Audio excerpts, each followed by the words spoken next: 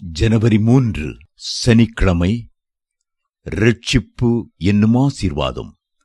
அந்த பேழையிலே சிலராகிய 8 பேர் மாத்திரம் பிரவேசித்து ஜலத்தினாலே காக்கப்பட்டார்கள். 1 பேதுரு 3:20.